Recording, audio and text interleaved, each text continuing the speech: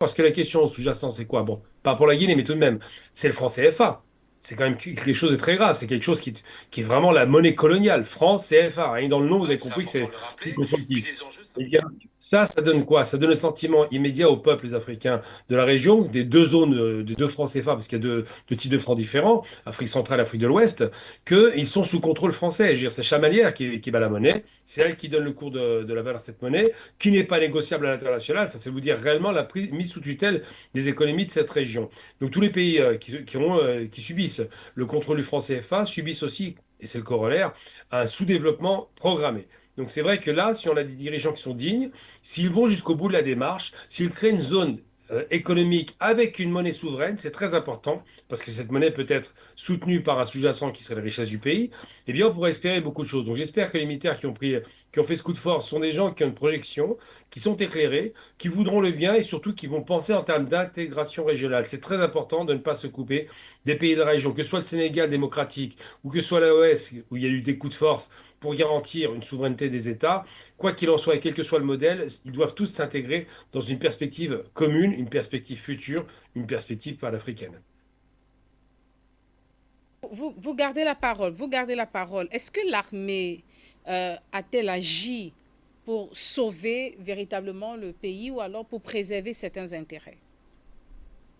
Alors l'armée, d'abord, quel que soit d'ailleurs le pays, quand l'armée est à la manœuvre, la grande muette, comme on l'appelle en France, elle dit quoi? Elle dit qu'il y a un malaise.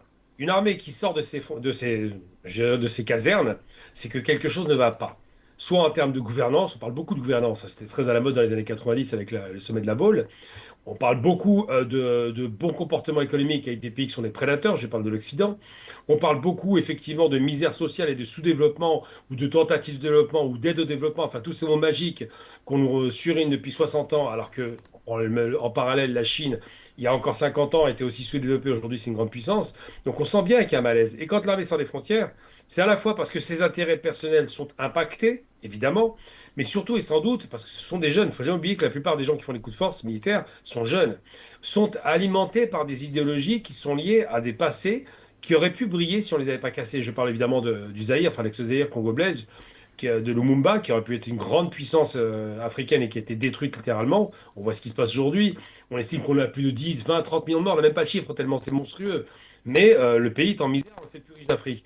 On voit bien que dans les pays de l'AES, en dépit de soi-disant de la CEDEAO, qui était portée d'ailleurs par le Nigeria, qui était anglophone, on voit bien que le développement ne s'est pas fait. On sent bien qu'il y a une différence de développement entre les pays ex-colonisés par les Anglais, portugais, espagnols et français, où vraiment les pays colonisés par les Français sont les plus en retard. Parce que la France a maintenu, avec ses réseaux focards et ce système de domination par l'économie de tutelle, par l'économie de laisse tenue avec le franc CFA, eh bien on sent bien que ces pays vont pas bien. Donc quand vous me posez la question, je vous dirai pas, je suis pas dans la tête des gens, mais tout de même, s'il y a des nationalistes et des gens qui aiment leur pays, ils voient qu'il y a un problème, ils disent, attends, à chaque fois on parie sur le système modèle économique ou le modèle politique occidental, ça nous amène droit au mur. Donc ils parient sur autre chose, et c'est là où ça devient intéressant. Moi, je ne suis pas forcément un grand fan de la démocratie tel que présentant l'Occident. Je considère que on nous a toujours vendu que la démocratie amenait le développement, ce qui est un mensonge, et que la Chine démontre largement que la démocratie n'amène pas le développement. C'est-à-dire qu'un système dirigiste éclairé, je parle bien d'éclairé, hein, des gens qui sont intelligents, qui veulent le bien de leur nation, eh bien, peut aussi conduire au développement accéléré d'un pays. Et ça, c'est ce qu'on observe en Afrique. C'est-à-dire que ces pays, ces dirigeants se disent que peut-être finalement, mieux vaut un dirigeant fort et éclairé plutôt que des dirigeants faibles avec une démocratie faible, un parlement qui va toujours à chaque fois prendre un temps illimité pour des décisions et ne développe pas le pays. Et c'est le pari qu'ils font parce qu'ils ont des modèles antérieurs, parce qu'ils pensent qu'effectivement l'Afrique a une singularité et qu'il faudrait absolument que avant la démocratie, le développement soit installé. J'ai envie de dire simplement pour conclure mon propos, la démocratie, j'ai toujours dit depuis d'ailleurs j'ai 20 ans, hein, la démocratie c'est réellement un système de bourgeois. C'est un système, on y accède quand le pays est stable, riche, sécurisé, développé et sur le plan social où les gens vivent relativement bien. Là, vous pouvez installer une démocratie. Mais quand le pays va mal et se casse littéralement la figure, j'emploie l'expression un petit peu, je veux dire, cavalière pratiquement, on l'a observé dans les années 20 et 30 en Allemagne, le pays allait mal dictatorial. Et la démocratie de Weimar, la fameuse démocratie qui a émergé les années 20, s'est effondrée au profit d'un pouvoir dictatorial. Donc c'est vrai que si les conditions économiques sont dégradées, le risque est toujours une radicalisation du pouvoir, une prise du pouvoir par la force, par les militaires souvent. Et c'est ce qu'on observe en Afrique, malheureusement. Effectivement, s'il y avait des bonnes conditions, il n'y aurait pas de coup de force militaire. Donc la question qu'il faut interroger, c'est pas de savoir si ces hommes ont raison ou tort de le faire, c'est qu'est-ce qui a conduit à faire cela. Et cette question-là reste ouverte. Monsieur Simondé, selon vous, l'armée, c'est vrai qu'au départ, vous avez dit que la bataille, ce n'est pas avec les individus, mais plutôt avec un système, et que si cette armée est là pour servir l'intérêt du peuple africain, notamment précisément de la Guinée-Bissau, alors c'est une bonne chose. Alors, selon vous, est-ce que l'armée telle que présentée avec cette configuration et les différents événements qui se succèdent dans ce pays, est-ce que l'armée est là pour véritablement sauver le pays, préserver les intérêts des populations ou servir certains intérêts individuels? Madame Capone, avec ce qui se passe dans toute l'Afrique aujourd'hui, je ne peux pas penser qu'une armée qui arrive à la tête d'un État, aujourd'hui en Afrique de l'Ouest surtout, vient pour ne pas servir le peuple. Parce que rien que l'exemple de l'AES, qui marque, qui fait en sorte que chacun se mette à se poser des questions. Je peux penser que le peuple de la Guinée-Bissau est assez bête pour pouvoir laisser que l'armée vienne se mettre au service de l'Occident. Ça m'étonnerait. Enfin, je ne voudrais Et si pas... c'était un coup surprise? Surprise pour qui? Pour Pour le peuple. reprendre certains géostratèges. Mais c'est pour ça que je dis que moi, ça m'étonnerait qu'avec ce qui se passe dans le pays de l'AES, qu'une armée prenne le pouvoir pour continuer à servir l'Occident. Moi, ça m'étonnerait.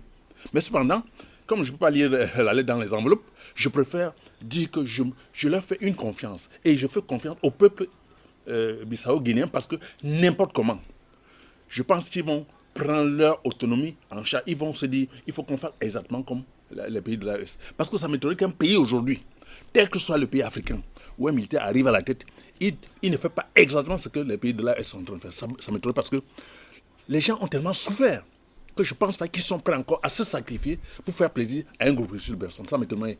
Mais cependant, avec le temps, on va se rendre compte, on va voir exactement ce qui va se passer. Mais je dis encore, je fais confiance au peuple De la de la Guinée-Bissau. Guinée-Bissau parce que n'importe comment, ça m'étonnerait qu'ils se mettent encore au service des prédateurs. Fut-il de l'armée ou de n'importe quoi. Bon, donc pour moi, je dis vraiment, je fais une confiance totale. Parce qu'aujourd'hui, avec le travail qu'Afrique Média a fait, d'éveil dans tous les pays africains, je dis encore une fois, quand vous voyez, même quand vous suivez les débats dans tous les pays africains aujourd'hui, le regard d'hier, ce n'est pas le même regard aujourd'hui. Donc je dis encore vraiment, j'émets beaucoup de doutes que ce qui s'est passé en Guinée-Bissau soit un jeu pour pouvoir faire plaisir aux Occidentaux. Moi, je me dis encore, je peux me tromper, que le Ambalo, peut-être il s'est rendu compte qu'il était en train de commettre des erreurs. Il s'est dit, il vaut mieux jouer un jeu pour se libérer totalement. Et je me dis, et j'attends voir. Si je peux me tromper. Il annonçait déjà sa victoire, tout comme l'autre opposant qui annonçait également sa Oui, victoire. Et les élections, et les résultats étaient attendus oui. juste avant ce renversement de pouvoir. Vous savez, Madame Capen, en géostratégie, on ne vous dit pas tout ce qu'on va faire. Hein, si vous annoncez ce que vous allez faire, ça veut dire que vous êtes en train de vous exposer. Je dis qu'en matière de géostratégie, j'attends voir. Je suis confiant que la Guinée ne peut plus retomber dans les mêmes travers que la Guinée d'avant-hier. Parce que la CEDEAO, pour moi, n'a jamais rien servi. Vous ne pouvez pas avoir un peuple qui a faim, qui ne mange pas à suffisance. Vous venez de parler de démocratie. La démocratie, c'est quoi? Ça donne à manger, ça crée des emplois. Or, ce que les gens peuvent venir en Afrique faire, c'est mettre en place de l'agriculture. Développer un pays avec l'agriculture. Quand vous n'avez plus faim, vous allez penser à développer votre pays. Mais tant que vous avez faim, on vous parle de démocratie, ça sert à quoi? Vous ne travaillez pas, on vous parle de démocratie de quoi? Pour moi, j'appelle la démocratie. Parce que ce qui est bien pour les peuples blancs, ils ne peuvent pas venir avec ça en Afrique pour nous montrer comment on va se développer avec ça. Ce n'est pas possible.